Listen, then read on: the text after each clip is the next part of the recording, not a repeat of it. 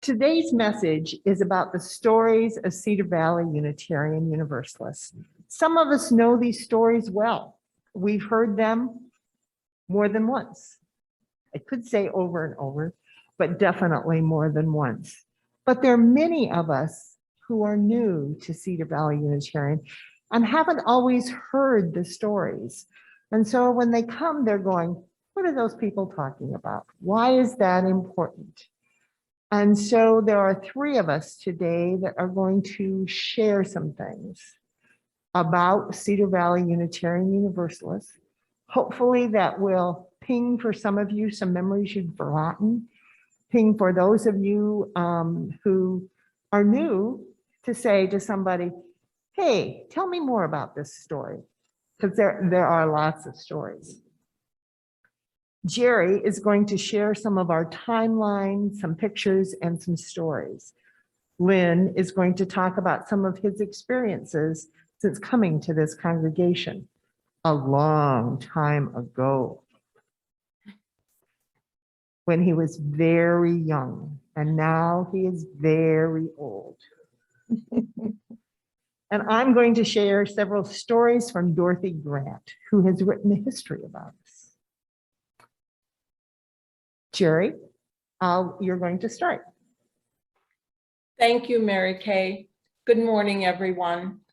Before I begin, I want to thank Steve for doing his magic by setting up and arranging the 6 photos I have chosen for this morning's PowerPoint. He'll be showing them as I speak. Any organization has roots, and ours run deep.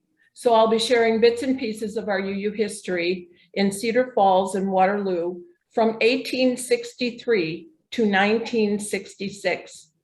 Thanks to one of our founding mothers, Dorothy Grant, and her 1994 publication, the Unitarian Universalist Society of Black Hawk County, a 131-year-old history, many of today's remarks will come from Dorothy's archival work. We are blessed that she saw this need almost 30 years ago and took it upon herself for posterity's sake to put forth an amazing effort and produce a written document of not only how we got to that point, but a detailed inventory of our acquisitions up to that time. Dorothy was born in November 1905 and died in May of 2006, just 6 months short of her 101st birthday. A natural archivist who kept records, that is, such as standing in the back of the sanctuary each and every Sunday and counting those in attendance, she was a detail person. Every organization needs at least one detail person. Because of this characteristic of hers, we have this marvelous documentation of our years from 1863 to 1994. At the age of 80, she got her first computer. A few years later, on a new computer, she was writing our UU history. There is much to be said about Dorothy's life. In fact, that in itself could stand alone as a solo program. But let's begin with Universalism in Cedar Falls and Waterloo. A Universalist society was organized in Cedar Falls in 1863 in a church built at 5th and Main across from the current library. Many members were prominent citizens, and for 4 years, the minister also conducted services in Waterloo, which he called his, quote, mission work. At some point, the group disbanded, and in 1915, the building was sold and later torn down. In 1874, the Waterloo Universalist Society was officially formed, with the group meeting in a rented room. They organized a Sunday school, bought an organ, started a library, and in less than a year purchased a lot. After 2 fairly prosperous years, interest waned. The furniture was sold at auction, the papers and books were preserved by a member. 2 years later, interest was rekindled. In 1883, the society was incorporated with plans to build a church, but that building didn't happen until 1890, when it was constructed at 4th and Mulberry in Waterloo across from Lincoln Park. For about a dozen years, the church kept going, having 4 different ministers. And let's take a look at one of the prominent ministers, Dr. Effie McCollum Jones. Effie was born near Fort Scott, Kansas in 1869. She graduated from Lombard College and Rider Divinity School in 1892 and married one of her classmates, Ben Wallace Jones. They were ordained together to the ministry of the Universalist Church in Waterloo, Iowa. 2 years later, she and her husband became co-pastors of First Universalist Church in Barre, Vermont, one of the oldest and strongest churches in Vermont. It was here Mr. Jones died on January 19th, 1898, during an epidemic of typhoid fever, throughout which he had aided many people only to fall victim himself. Effie continued on as the sole pastor in Barre for 6 more years, but in 1904, she was called again to the church in Waterloo, where she was the pastor until 1916, 12 additional years. According to Dorothy's book, under Effie's guidance, the Waterloo membership grew rapidly, more rapidly than at any other time.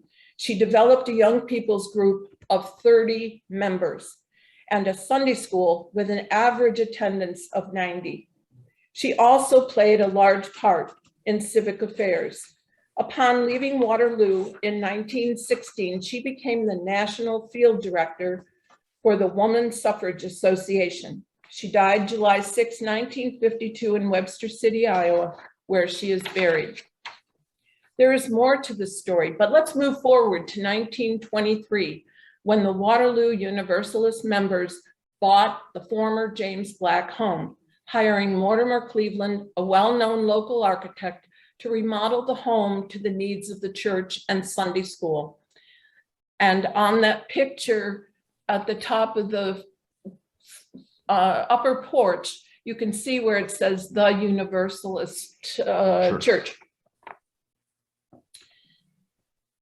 Where was I? Oh, this home is still standing today on Independence Avenue in Waterloo, although the front porches seen in the photo at some point in time were removed. The silver communion service that we use on special occasions, the pulpit currently in the northeast corner of our sanctuary that is used in our Sunday morning services, the engraved silver compote, a former christening bowl that you see on our front ledge that serves as our chalice each Sunday, and Nancy used to light this morning. And the wooden collection plates are all physical memories that came from the Waterloo Universalist Church. Take a better look at them the next time you are in the building. There is more history of the Universalist Church, but of course you can read about that in Dorothy's book. So let's move to the Unitarian Fellowship in Cedar Falls. Unitarianism came to Cedar Falls in 1950, much later than you might have thought. Early members, John and Helen Cowley, had been Unitarians in Colorado, and Martin and Dorothy Grant had been Unitarians in Minneapolis. They all belonged to the CLF, the Church of the Larger Fellowship, that is the Unitarian Church by mail. A meeting at the Black Hawk Hotel in Cedar Falls with Monroe husbands from Boston Unitarian headquarters set the stage when 21 others showed up to hear what Monroe had to say. The attendees were interested in having an organization where they could exchange liberal thoughts and ideas. This meeting brought forth 20 charter members. They met in private homes, public places, and finally in Dorothy Coring's home near UNI, the location of which seemed to attract some liberal-minded students. They had a Sunday school, but with no Unitarian curriculum. Competent and talented Dorothy Grant made one up. During the early years, well-known ministers came to give talks, including the Reverend Waitzel Sharp, who, with his wife Martha, set the stage for the very first mission of the UU Service Committee by saving scores of refugees in Europe at the onset of World War II. There is a book and Ken Burns movie worthwhile reading and watching about their heroics. J.W. Mocker, president of UNI, and the rabbi from the Waterloo Synagogue were also speakers, among others. By the end of 1956, with 35 adults and 30 children, they had certainly outgrown Dorothy Coring's home. A semi-empty office building in the 400 block of Main Street seemed to have possibilities, but would need to be outfitted. Curtains, chairs, tables, oh, and of course, don't forget the coffee pot. On May 23rd, 1961, the national organizations of the Unitarians and the Universalists merged, calling themselves the Unitarian Universalist Association, that is the UUA. At the local level, the merger of the Waterloo Universalists and the Cedar Falls Unitarians was officially voted upon favorably by the two congregations on October 21st, 1962. 17 months after the national merger. If you do the math, Thursday of this coming week will mark exactly 59 years since that vote. For the next 4 years, that being 1962 to 66, this new congregation, known as the Unitarian Universalist Society of Black Hawk County, met in the Price Lab School cafeteria. As temporary accommodations, it fulfilled a need, but they desired a home of their own. And that brings us to our exceptionally beautiful CVUU on Cedar Heights Drive, designed by regionally well-known and award-winning architect Ray Kreitz. The groundbreaking took place on November 7th, 1965, and the dedication service for the completed building was held on October 30th, 1966, 55 years ago at the end of this month.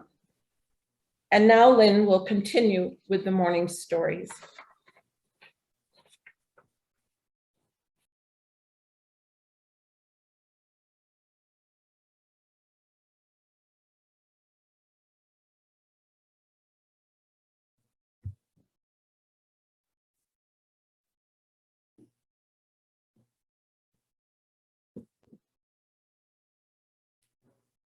Go ahead.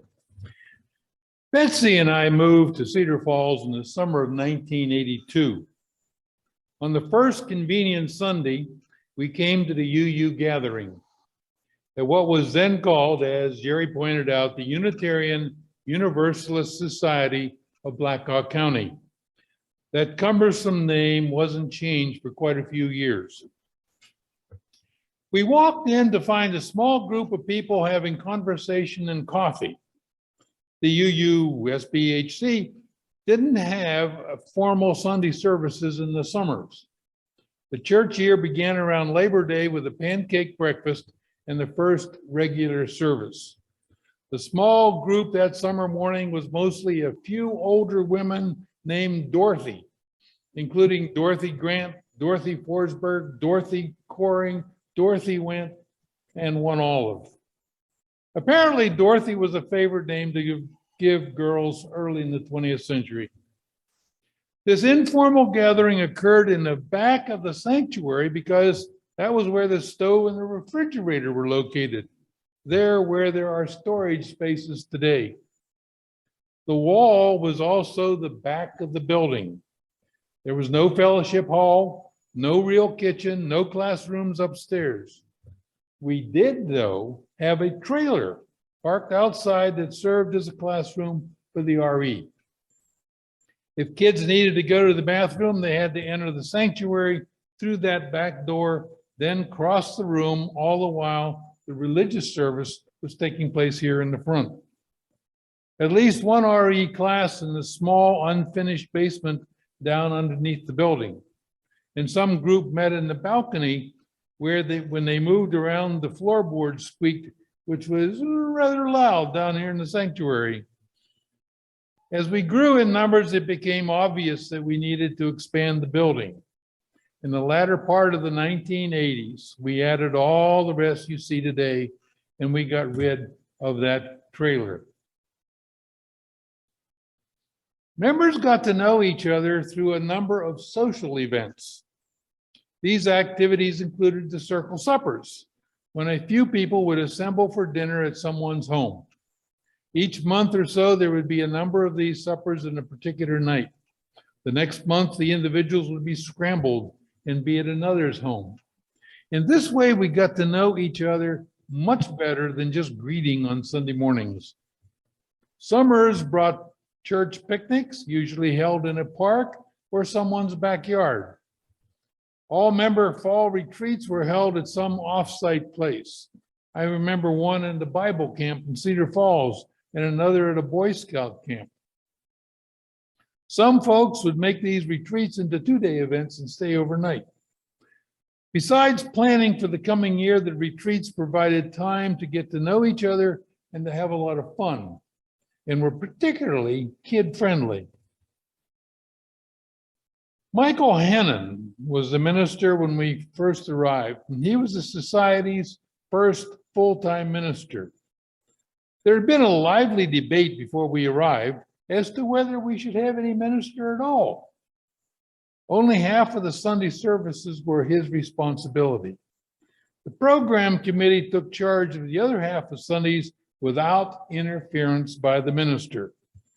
Outside speakers, as well as our own members, delivered the message on those occasions.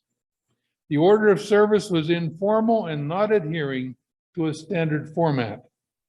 We sang hymns, although some also disagreed with that.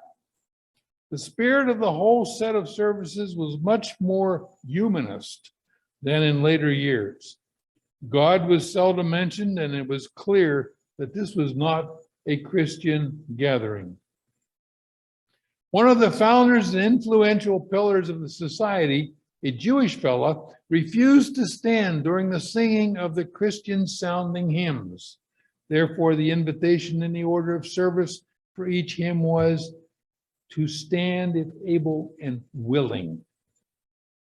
When Dwight and Carol Hilton, both ordained ministers, came to the ministry, they wanted to do at least 2/3 of the Sunday services. So the program committee gave up some of their Sundays. However, between the settling of the ministers, there was usually a time that the program committee had to conduct all the services. In one case, the interlude was over a year. During the term of one minister, the program committee lost its independence. Today it's called the Sunday Service Committee, and it has some independence, but a standard liturgy has been adopted and is used to this day. In the old days, guests were told that they needed to attend 3 services to find out who we were because of the wide variety of the services. Over the years, the humanist flavor of the group gave way to a more liberal Christian flavor. Under the leadership of one minister in particular, the atmosphere of the group leaned much more closely toward Protestant Christianity. I know that's chased away a few from our membership, but it may have also attracted others. Also, at times, there was an invitation to respond to the sermon, especially encouraged by one minister, but forbidden by the next one. She didn't like disagreement. Unitarian Universalism doesn't hang eternal damnation over its members or promise everlasting life in heaven. So why be a UU? Many people have asked that, and many people have dropped out over the years. Some folks brought their children here for the RE, but then dropped out after the children grew up. Fortunately, the appeal of independent thinking on spiritual matters, wide acceptance of many lifestyles, and a loving community attract people. But we have experienced a large turnover of the members. I think compared to many churches, there is a lower percentage of people, of members who have grown old and remained active in the community. However, there are some. Just look at me.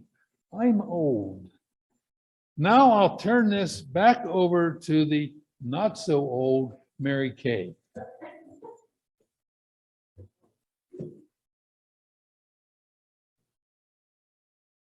I probably am older than you realize. So I came to this congregation in 1996. I had visited from time to time when I would come back here to visit my parents who lived outside of Cedar Falls. So I've been here for a while.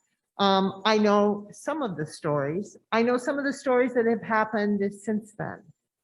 I was reminded last week or several weeks ago when I was someplace else, another church, about the importance of community. And as we talk about the stories, building community is what this congregation does, and it's what other congregations do as well. It's why we keep coming back each Sunday.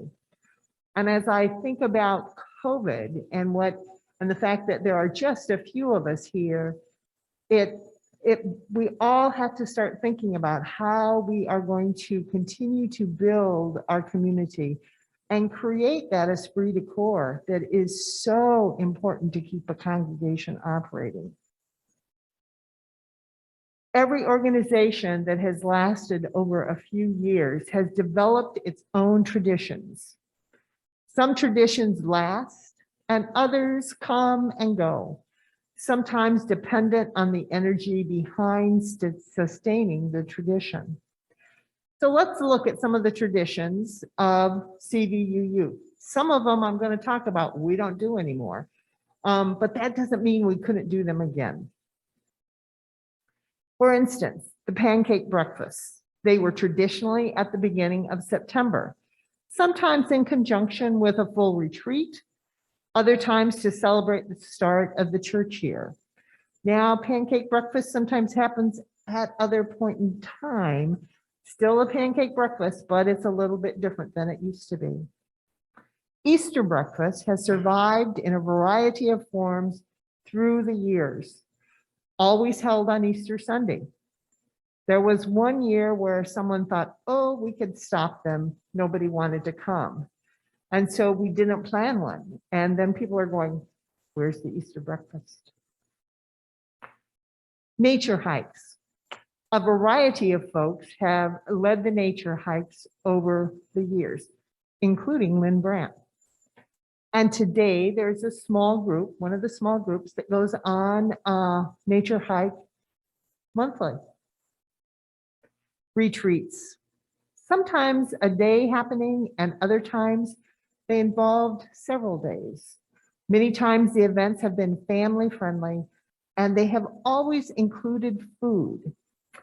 As I was thinking about this morning, kind of rereading some things that Dorothy had written, food is the center of this congregation. I think we would all have to say, for many different kinds of reasons. There was a theological group for a while. Topics included building our own theology, cakes for the Queen of Heaven, and others with curriculums from the UUA. Lynn has mentioned circle suppers. We tried to get them started up again here a few years ago, but organizing them has been a challenge. And I think part of it is because we're all involved in so many things these days. Secret friends. A chance for the adults in the congregation to connect with our children. The first Secret Friends program was in the winter of 1988. It has survived for a long time, and hopefully we'll get it revived as we come back. There were extended families. There were Thanksgiving dinners, many things. There are many things that we've done for fundraisers. Treats and talents, something we've all missed for a number of reasons, raises a substantial amount of money for the general fund for this congregation. Christmas caroling, Christmas Eve services. The Needlers were a group that did needlework, but also it sounds like they had conversation that was needling so that they could, yes. And that's why they were called the Needlers. Sunday forums started, I couldn't find when they started, but they've been ongoing for a long time. Initially, they were held prior to the service, and then they met sometimes twice a month. And so programs kind of go over time and extend. Two things I still want to talk about are the Chalice Lighting. For this congregation, the Chalice Lighting is very important. There was one minister who decided that they would take over and do the chalice lighting. People put up with it for a while, and then someone quietly said to the minister, "That's our job, to light the chalice." And so chalice lighting is something that we have hung on to, having one of our members do that. We've had RE from the beginning. It's one of our challenges right now to get RE up and going again. So there's many more traditions we could talk about. If you want to read some of all of the past traditions, you can read Dorothy's book, because it talks about, and there's a richness to her descriptions, and I would encourage you to do that. If you're a new member and you have a question about why we do something, ask us. Maybe we'll know, or maybe it's one of those things, well, you know, we've always done it that way. As we move out of COVID times, we'll be asking what we want to do to return to and what activities will sustain us in the future.